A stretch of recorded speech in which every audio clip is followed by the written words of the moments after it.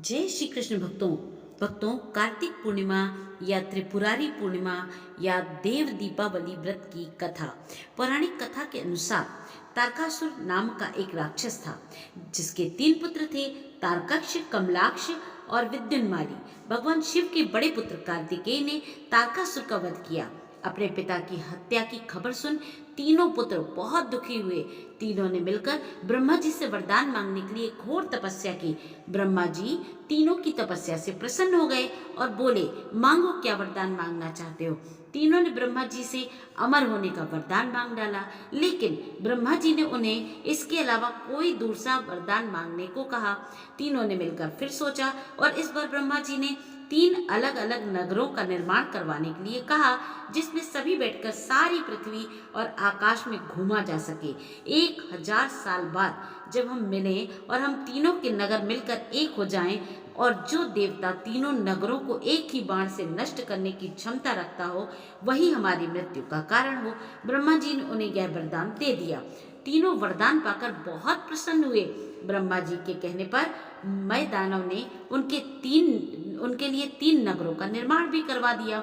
तारकक्ष के लिए सोने का, कमलाक्ष के लिए चांदी का, विद्युन्माली के लिए लोहे का नगर बनवाया गया।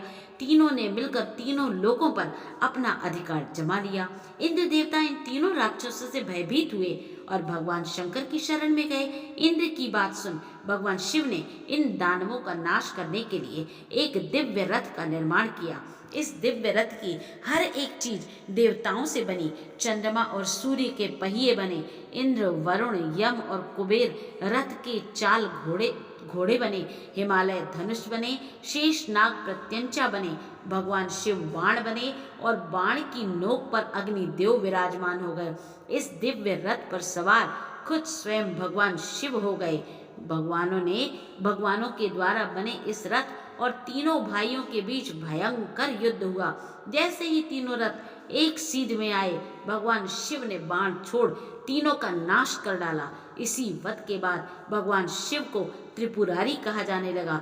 यह वध कार्तिक मास की पूर्णिमा को हुआ, इसलिए इस दिन को त्रिपुरारी पूर्णिमा के नाम से भी जाना जाता है। तो भक्तों, आप त्रिपुरारी पूर्णिमा, कार्तिक पूर्णिमा या देव दीपावली पर पूजन कीजिए, अर्चन कीजिए, दान करिए और कथा सुनिए और पुण्य फल प्राप्त कीजिए। जय श्री कृष्ण भक्तों।